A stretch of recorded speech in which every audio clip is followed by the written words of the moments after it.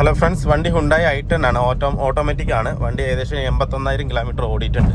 ഇതിൽ കംപ്ലൈൻറ്റ് എന്ന് പറഞ്ഞാൽ ജനറൽ സർവീസ് ഉണ്ട്. അതുകൂടാതെ ഫ്രണ്ട് സസ്പെൻഷൻ ഹെവി നോയ്സ് ഉണ്ട് അതിനകത്ത്.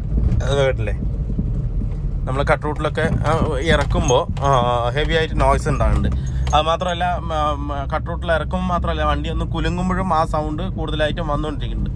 ആ കുലുങ്ങുമ്പോൾ ഇങ്ങനെ ഷെയ്ക്കാകുമ്പോൾ ഉള്ള സൗണ്ട് വരിക എന്ന് പറഞ്ഞു കഴിഞ്ഞാൽ കൂടുതലായിട്ട് നമ്മുടെ സ്റ്റെബിലൈസറിലെ ലിങ്ക് റോഡിൻ്റെ കംപ്ലയിൻറ്റ് കൊണ്ടാണ് ആ സൗണ്ട് കൂടുതലും വരിക. വേറെ സസ്പെൻഷൻ പാർട്സിൻ്റെ കംപ്ലയിൻറ്റ് വന്നാൽ ആ സൗണ്ട് വരും.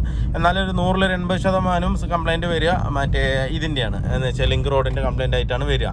അപ്പോൾ ഇതിൽ ഹെവി ആയിട്ട് നോയ്സ് ഉണ്ട്. വണ്ടി അങ്ങോട്ട് കൊണ്ട് ആഞ്ചുമ്പോൾ നല്ലപോലെ കടകടാന്ന് സൗണ്ട് ഉണ്ട്. അതുപോലെ കട്ട് റൂട്ടിൽ ഇറക്കുമ്പോൾ ഹെവി ആയിട്ട് നോയ്സും ഉണ്ടാകുന്നുണ്ട്. അപ്പോൾ എന്താണെന്നുള്ളത് ചെക്ക് ചെയ്യണം. ജനറൽ സർവീസും ഉണ്ട്. സർവീസോട് കൂടിയിട്ട് നമ്മൾ ഫുൾ ചെക്കപ്പ് എടുക്കുമ്പോൾ അതിൻ്റെ കാര്യങ്ങളും നോക്കണം. പിന്നെ കസ്റ്റമർ കുറച്ച് ലിസ്റ്റ് അതിനകത്ത് എഴുതി തന്നിട്ടുണ്ട്. അതിൽ വന്നിട്ട് ബ്രേക്ക് തണ്ട, brake checkup, front suspension check, horn, wiper 1 not working check, wheel cup front left missing, back side emblem ഒരെണ്ണം മിസ്സായിട്ടുണ്ട്, ഹെഡ്ലൈറ്റ് ലോ ബീം അഡ്ജസ്റ്റ് ചെയ്യാൻ വേണ്ടി എഴുതിയിട്ടുണ്ട്, പിന്നെ ഫുൾ ചെക്കപ്പ് എഴുതിയിട്ടുണ്ട്. ഇതൊക്കെ ഇപ്പോൾ കസ്റ്റമർ എഴുതി തന്നാണ്. ഇതിപ്പോൾ ഇങ്ങനെ എഴുതി തരുമ്പോൾ നമുക്കും ബെറ്ററാണ്. ഇല്ലെങ്കിൽ നമ്മൾ ജോബ് കാർഡ് എഴുതും. ആ കസ്റ്റമർ എഴുതിയത് മൊത്തം നമ്മൾ ഈ ജോബ് കാർഡിലാക്കിയിട്ടാണ് നമ്മൾ സർവീസിന് എടുക്കുന്നത് തന്നെ. എന്താ വെച്ച് കഴിഞ്ഞാൽ ഒരുപാട് കംപ്ലയിൻറ്റുകൾ കസ്റ്റമർ പറയുമ്പോൾ നമുക്ക് ജോബ് കാർഡ് എഴുതിയില്ലെങ്കിൽ കറക്റ്റായിട്ട് മിസ്സായി പോകും. നമുക്ക് കംപ്ലയിൻറ്റുകൾ കറക്റ്റ് നോക്കാൻ പറ്റില്ല. അപ്പോൾ കസ്റ്റമർ ലിസ്റ്റ് എഴുതി തന്നിട്ടുണ്ടെങ്കിൽ ഇനിയിപ്പോൾ നമ്മൾ ജോബ് കാർഡ് ഇട്ടിട്ട് വണ്ടി ഓടിച്ച് നോക്കിയിട്ട് അതിൽ എന്തൊക്കെ കംപ്ലയിൻറ്റ് ഉണ്ടെന്നുള്ളത് നോക്കിയിട്ട് നമുക്ക് ജോബ് കാർഡ് ആക്കിയിട്ട് ഇടണം അതിനകത്ത്. എന്തായാലും ചെക്ക് ചെയ്യാം, ഫുള്ളായിട്ട് നമുക്കൊന്ന് ചെക്ക് ചെയ്ത് നോക്കാം. സസ്പെൻഷൻ സൗണ്ട് ഹെവി ആയിട്ടുണ്ട്. ബാക്കിയുള്ള കാര്യങ്ങളും കൂടി ചെക്ക് ചെയ്യാം. പിന്നെ ഒരു കംപ്ലയിൻറ്റ് കസ്റ്റമർ പറഞ്ഞിട്ടില്ല, പക്ഷേ അതിൽ കംപ്ലയിൻറ്റ് ഉള്ളതെന്ന് പറഞ്ഞു കഴിഞ്ഞാൽ നമ്മൾ ഓട്ടോമാറ്റിക്കാണ്. നമ്മൾ വണ്ടി ഓടിച്ചുകൊണ്ടിരിക്കുമ്പോൾ ഗിയർ ഷിഫ്റ്റ് ആവുമല്ലോ, സെക്കൻഡിൽ നിന്ന് തേർഡ്, അതുപോലെ ഫസ്റ്റിൽ നിന്ന് സെക്കൻഡ്. ആ സമയത്ത് ആ ചെറിയൊരു ടോർക്കിൽ ബോഡി ഒരു നല്ലൊരു വൈബ്രേഷൻ ഇതിനകത്ത് നല്ലോണം ഫീൽ ആവുന്നുണ്ട്. നല്ല വൈബ്രേഷൻ ഉണ്ട്. അതുപോലെ ഐഡ്ലിങ്ങിൽ നമ്മൾ ഇടുമ്പോഴും അതേ സെയിം ബോഡി വൈബ്രേഷൻ ഇതിനകത്ത് വരുന്നുണ്ട്. ഐഡ്ലിങ്ങിൽ നിർത്തിയിട്ട് നമ്മൾ ചെറിയൊരു RPM, ഒരു 1500 RPM ആക്സിലേഷൻ കൊടുക്കുമ്പോൾ നല്ലൊരു ബോഡി വൈബ്രേഷൻ ഇതിനകത്തുണ്ട്.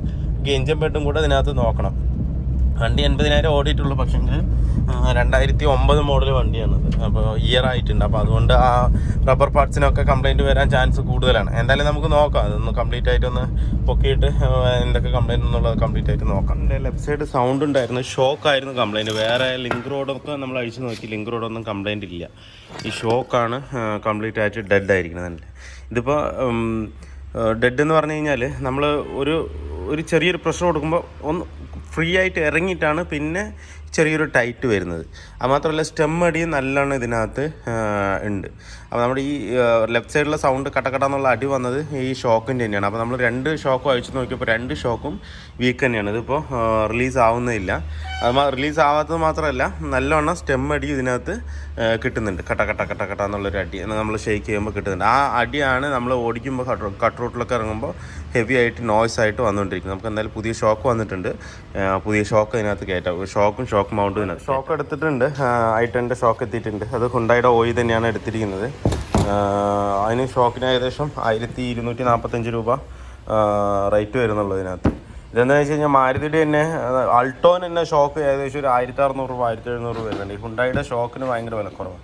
ഇതിപ്പോൾ i20-ആണെന്നുണ്ടെങ്കിൽ 1800 രൂപ എന്താണ്ടാ വരുന്നുള്ളൂ ഷോക്കിന്. അത് ഫോർഡിനാണെന്നുണ്ടെങ്കിൽ അങ്ങനെ തന്നെ ഫ്രണ്ട് സ്റ്റഡിന് എല്ലാത്തിനും വിറകണം. പക്ഷേ i10ൻ്റെ റേറ്റ് ഭയങ്കര 800 വിലയേ ഉള്ളൂ, 1245 രൂപ ഒറിജിനൽ ഷോക്കിന്. മനസ്സിലായില്ലേ? അപ്പോൾ അതാണ് നമ്മളിപ്പോൾ എടുത്തിരിക്കുന്നത്. ഇത് വേറെ ഏത് മേക്കിൻ്റെ ആണെന്നൊന്നും കൊടുത്തിട്ടില്ല. ഗ്യാസ് ടൈപ്പാണ്, ഗബ്രിയിലാണോ ഇനിയിപ്പോൾ വേറെ ഏതാണെന്നുള്ളതൊന്നും ഇതിനകത്ത് കൊടുത്തിട്ടില്ല. അപ്പോൾ എന്തായാലും നമുക്കിത് സെറ്റ് ചെയ്യാം. ഇതിൻ്റെ കൂടെ നമ്മൾ അതിൻ്റെ സ്റ്റഡ് മൗണ്ടും കിറ്റ് മാറുന്നില്ല. കിറ്റ് പഴയ തന്നെയാണ് ഇടുന്നത്. സ്റ്റഡ് മൗണ്ടും മാറുന്നുണ്ട്, സ്പ്രിങ്ങും പഴയ തന്നെ. സ്റ്റഡ് മൗണ്ടും അതുപോലെ തന്നെ ഷോക്ക് മാത്രമേ മാറുന്നുള്ളൂ. അതിൻ്റെ ഫ്രണ്ടിൽ ലെഫ്റ്റ് സൈഡിലാണ് കൂടുതലായിട്ട് അടി വന്നത്. അടി വന്നു കഴിഞ്ഞ് കഴിഞ്ഞാൽ തീരെ ആക്ഷൻ ഇല്ല അതിനകത്ത്. അത് മാത്രമല്ല സ്റ്റെമ്മ് നല്ലവണ്ണം അടിക്കുന്നുണ്ട്. എന്തായാലും നമുക്കിത് സെറ്റ് ചെയ്തിട്ട് ഫ്രണ്ടിലെ കംപ്ലീറ്റും 2 ഷോക്ക് അതിലിപ്പോൾ ചെയ്യാനുള്ള 2 ഷോക്കും കട്ട് ബുഷ് നല്ലോണം പോയിട്ടുണ്ട്. ലിങ്ക് റോഡ് കംപ്ലയിൻ്റ് ഇല്ല. എനിക്ക് ലിങ്ക് റോഡിൻ്റെ സൗണ്ട് പോലെയാണ് ഓടിക്കുമ്പോൾ കിട്ടിയത്, പക്ഷേ അത് ലിങ്ക് റോഡിൻ്റെ അല്ല, ഈ ഷോക്കിൻ്റെ സൗണ്ടാണ്. അതുപോലെ കട്ട് ബുഷ് നല്ലോണം പോയിട്ടുണ്ട്. അപ്പോൾ കട്ട് ബുഷ് നമുക്ക് അതിനകത്ത് ചേഞ്ച് ചെയ്യാം. ഈ 2 കാര്യങ്ങൾ നമുക്ക് ഇതിനകത്ത് ചെയ്യാം. നമ്മുടെ i10ൻ്റെ വർക്ക് ഫുള്ളി കംപ്ലീറ്റ് ആയിട്ടുണ്ട്. ഇതിൽ മെയിനായിട്ട് കംപ്ലയിൻ്റ് ഉണ്ടായിരുന്നത് ഫ്രണ്ടിലെ സസ്പെൻഷൻ സൗണ്ടാണ്. പിന്നെ ബാക്കിയുള്ളതൊക്കെ ചില്ലറ ചെറിയ വർക്കുകളാണ് കസ്റ്റമർ നോട്ട് ചെയ്ത് തന്നത്. ബാക്കി നമ്മൾ ചെക്ക് ചെയ്തതിലും വേറെ പ്രത്യേകിച്ച് കംപ്ലൈൻ്റ് ഒന്നും ഇതിനകത്ത് ഉണ്ടായിരുന്നില്ല. ഇപ്പോൾ നമ്മൾ ചെയ്തതെന്ന് പറഞ്ഞാൽ ഫ്രണ്ടിലെ ഷോക്ക് മാറി, അതുപോലെ സ്റ്റെബിലൈസറിൻ്റെ കട്ട് ബുഷും മാറി. ഈ രണ്ട് കംപ്ലൈൻ്റാണ് നമ്മൾ നിലവിൽ ചെയ്തിരിക്കുന്നത്. അതിൽ ഫ്രണ്ടിലെ ഷോക്ക് മാറിയപ്പോൾ, ഷോക്കും കട്ട് ബുഷും മാറിയപ്പോൾ തന്നെ ആ ഫ്രണ്ടിലുള്ള ലെഫ്റ്റ് സൈഡ് ഹെവി ആയിട്ട് സൗണ്ട് ഉണ്ടായിരുന്നു. നേരത്തെ കട്ട എന്ന് പറഞ്ഞ് അടിക്കുന്നുണ്ടായിരുന്നു. അത് പക്ക സോൾവ് ആയിട്ടുണ്ട്. എന്ന് വെച്ച് കഴിഞ്ഞാൽ ആ ഷോക്കിൻ്റെ സ്റ്റെമ്മ് നല്ലപോലെ അടി ഉണ്ടായിരുന്നു. നമ്മൾ അയച്ചിട്ട് ഞാൻ കാണിച്ചു തന്നല്ല, ആ സാധനം നല്ലവണ്ണം സൗണ്ട് ഉണ്ടായിരുന്നു. ആ സൗണ്ട് കാരണമാണ് ഈ ലെഫ്റ്റ് സൈഡിൽ നിന്ന് ഹെവി ആയിട്ട് നോയ്സ് വന്നുകൊണ്ടിരുന്നത്. പക്ഷേ നമുക്ക് ഓടിക്കുമ്പോൾ സൗണ്ട് പ്രത്യേകിച്ച് തോന്നിയതെന്ന് പറഞ്ഞു കഴിഞ്ഞാൽ ലെഫ്റ്റ് സൈഡ് ലിങ്ക് റോഡ് പോയ മാതിരിയായിരുന്നു ആ സൗണ്ട് കിട്ടിയത്. പക്ഷേ എങ്കിൽ ലിങ്ക് റോഡിൻ്റെ അല്ല, അത് ഒന്ന് കട്ട് ബുഷ് പോയതും ലിങ്ക് റോഡുമായി ബന്ധപ്പെട്ടതാണ് കട്ട് ബുഷ് പോയത്. പിന്നെ ഷോക്കിൻ്റെ സ്റ്റെമ്മടിയായിരുന്നു ഹെവി ആയിട്ട് വന്നുകൊണ്ടിരുന്നത്. പിന്നെ കസ്റ്റമറുടെ കംപ്ലയിൻ്റ് എന്ന് പറഞ്ഞു കഴിഞ്ഞാൽ മറ്റേ ഇതായിരുന്നു, ബ്രേക്ക് കംപ്ലയിൻ്റ് ഉണ്ടായിരുന്നു. ബ്രേക്ക് ചെക്ക് ചെയ്യാൻ വേണ്ടി പറഞ്ഞിട്ടുണ്ടായിരുന്നു, അത് നമ്മൾ ചെയ്തിട്ടുണ്ട്.